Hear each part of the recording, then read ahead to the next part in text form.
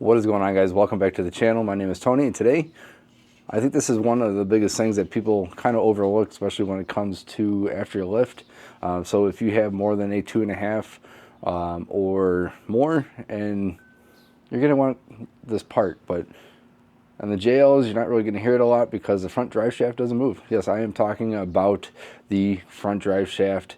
Once you lift it, that rear pinion of the front drive shaft is going to actually be kind of on a bad on a bad angle. So there's a boot in there. It can actually rip. Even just driving on the JLs or the JKs, you're going to hear that quite often, kind of rip. And you won't hear it right up front because of the grease, but once it starts really spinning up quite a bit, you're going to actually start hearing it kind of flip or kind of making some noise, kind of almost like a trash bag underneath or so. You're going to hear some clanking because all the grease got thrown out. So let's unbox what I got.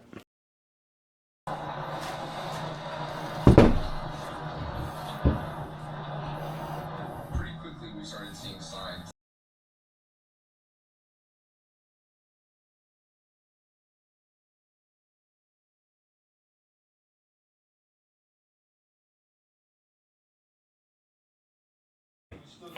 So one thing I actually forgot to grab my camera to do was pulling the actual yoke. If you don't have a yoke puller or just a puller in general, it makes life a lot easier when you're pulling this off because this is actually on there pretty tight. So if you don't have one, just run over to the auto store or whatever, pick one up. They're only a few bucks to swap out the yoke. So one thing, like I said, is we're getting rid of this, and we're going to a double joint here. Like I was saying before, it's kind of easier to see now that this is actually a very good factory setup. I mean, it works very well, but unfortunately when you're off-roading and you go to move or start flexing, yeah, a two-door is roughly, or a two-door, a 2-inch lift is kind of like that, but when you start flexing, this joint gets really pinched like that. So when you are rolling, it is just pinching it right underneath, which is where the problem really comes into play. And then there's all this grease and stuff in here will come flying out. Luckily my boot's not ripped. I do have a 2.5 inch lift on mine, so it's not that bad. But if you get a 3 and it's just constantly riding, like here, if you're over a 3-inch lift, I mean, you're like this all the time. Luckily for a 2.5, you're kind of like this, but until you start flexing it out, then you really start pivoting this point. So I'm just kind of doing preventative maintenance and just making sure that we get a better thing on here. And this is gonna be a lot stronger. It is a little bit more, it's a smaller tube versus here, and this tubing is actually, for the JLs, is actually very strong and whatnot. I would personally get one that actually has the factory yoke on it. Makes life a lot easier, so you're not swapping out, an axle yoke, so you don't have to mess with that and mess up the gearing inside your axles. But like, everything comes with it, and except for that's factory. So it comes with your 4 bolts, everything you need to install this. So let's get this on. Let's get this yoke on. We're also going to need this, and then me personally, what I would do is grab a little bit of gasket sealer and put a little bit around here to help make sure fluids and stuff don't come out, and you'll be all right. So like this just gets pushed down in here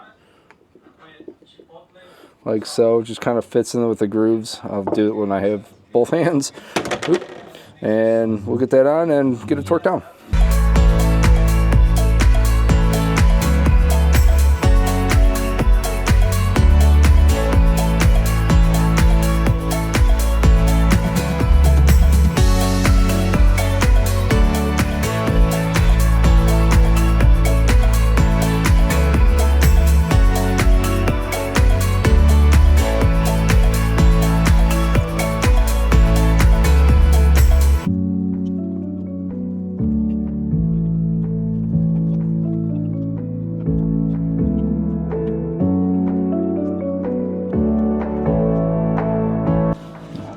Just so you know, there's if you never put these things on, there's not really a good way to put these things on besides a small little, was it 8-inch or 8 mil socket.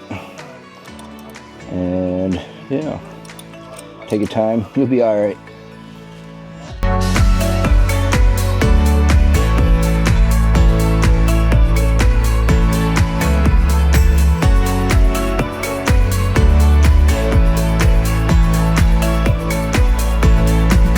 And you're gonna torque these down to 89 foot-pounds or just 90, whatever's up to you.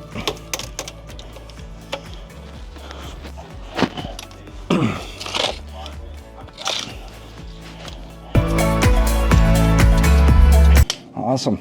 And that's, besides now, one thing nice that's also with these, besides the smaller tubing, is now you have greasable joints, so you can grease all these up and make sure they're all perfect. So yeah, that's literally the install. It's a super easy install. So let's just go over. These bolts are 89. These bolts back here, these little 8 mil is at 25 foot-pounds, and then the nut on the inside is 166 foot-pounds of torque. So not too bad. It's a very simple install, but definitely needed. Definitely dirt. Definitely a better joint, especially when you start flexing downwards. You're not going to be ripping no boot, and so yeah, it's a very simple little project. So with that install being super simple, it was, you know, probably one of the easiest. You know, 4 bolts up front, and then basically 4, about 8 bolts around, pop it off. Like I said, you're gonna have to go, really, if you have one of these, or if not, run to like Vance or O'Reilly's or AutoZone, pick up a puller, and it makes life a lot easier. So you're not just trying to hammer out something in that little cramped space. Oop. There you go. But you will definitely get a better joint on there, especially if you have, like I said, if you have a 2.5 inch to, you know, basically up, this joint is going to be your problem, and you're going to blow out your drive shaft, and that sucks. You're going to get a stronger double carbon joint on there versus this actually Rizeppa joint. Damn it, I did it again. This Rizeppa joint is actually pretty strong once it's, you know, actually in full use, but once you get it on the bad angle, that's where the downsides of it. Surprisingly, especially on the JLs, these axles are actually stronger than the JKs, and they're actually pretty decent axles, but I would rather have a smaller tubing. And I'm not saying that's going to be any lighter, about the same weight or give or take, but for the front drive shaft, I definitely think this is really necessary, and I think it's really overlooked, especially when you start lifting it past a 2.5, if not 3 inch. Anything over a 3 inch, you're going to have to do it, and I definitely think that's something that's always overlooked. And then people start wondering why they're seeing this noise. Well, your Rizeppa joint really blew out, and then you're going to have all this grease up and around. That's more of a pain because it's just going to get caked on. But you're going to have to make sure you guys looked at that. Like I said, it's usually overlooked. Not a lot of lift kit companies offer really a drive shaft with their kits. So, you know, definitely put that into play. You're probably going to be looking around to spending around another $800 or so for a front drive shaft. So the rear, you're usually pretty good on, but it's usually always the front, just because one, it's shorter. And so yeah, definitely keep that in look. Like I said, the front flange to the axle is, let's just say 90 pounds. It's 89 pounds, but let's just say 90 pounds.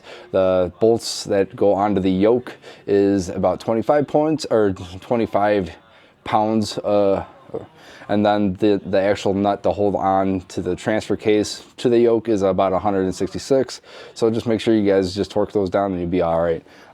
Like I said, super easy install for really anybody if you have basic tools to do. The only one that you may not have really is the puller, and I would highly recommend doing it. Or you're going to try to take down the plate, try to get a screwdriver in there, whack it up there. If yours is brand new, it may just come off with ease.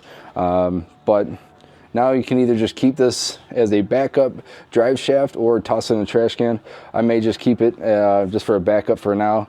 Then once we get a little bit more in depth, I'll probably just end up in the trash can, or I'll put it up on like Marketplace for like 25 bucks, and if somebody needs one, or just give it away for free. But anyway, yeah, like I said, super nice install. And the nice thing about these, so I forgot to actually tell you what brand I even have. You have a lot of amazing ones out there. You got Adams drive shafts, which probably makes one of the best out there. You also have was it Tom Woods drive shafts. Then you also have Dana. I think Rough Country makes one. There's a few of them out there. Adams, I've had Adams on all mine, and besides this one, my Gladiator had front Adams, and then my other JKU had Adams front and rear, and those are some strong joints. This is the front one that I just put on here is a 1310, and it'll do the job, and it'll be just fine. Especially when you guys start going up into, especially like the Gladiators, getting a smaller tube, because once you start lifting it, I have seen some of those, I'm not sure if it's from vibration or just the way it flexes, that actual tube actually flexes a little bit like side to side, and you actually see some damage on, I think it's the evap canister that's in the back, and doing some damage. And I think that also does it on the four doors. I haven't obviously I haven't swapped out this one, and I haven't really looked on the rear here. So yeah, definitely would definitely consider this as an upgrade to your Jeep, especially if you guys have, like I said, personally, anything over a 2-inch. I think some of websites say if you run anything over a 3, there's not really too much of a 3-inch lift. It's either you have a 2.5 or a 3.5. So you can, if you're putting a puck lift on, you won't need this. Your drive shaft angle will be just fine. But if you're running, me personally, if you're running anything over a 2.5, definitely put this on. And you, like I said, you're not going to hear that noise because the front drive shaft on the JLs, you're not going to hear it because the front drive shaft doesn't move, which is also probably why this is not really blown as fast. But it will create an issue when you're could be on the trails if you're out flexing or something like that. But on the JKs, the front drive shaft is constantly spinning, just like the front or the rear. Apologies. So you're going to hear that a lot more. And highly recommend checking that, making sure you guys swap out your front drive shaft, because it is really actually kind of important, especially if you guys aren't wheeling, and you may not know if you don't look. So that's definitely kind of a maintenance thing to kind of keep in mind. So I greatly appreciate every single one of you guys. I greatly appreciate it. I'll catch you guys on the next one. If you guys haven't seen, I did start a new merch website or store. There is some on there. I'm going to put the link in the description. All that money, I constantly, once a month, I'm going to come out with a new shirt for some wheeling. Yeah, go check out my merch page. I'm going to come out with a new shirt once a month. Kind of do a rotation of a theme each month. So like March, we're gonna have I haven't posted it yet, but next week we will do, it's gonna be launched on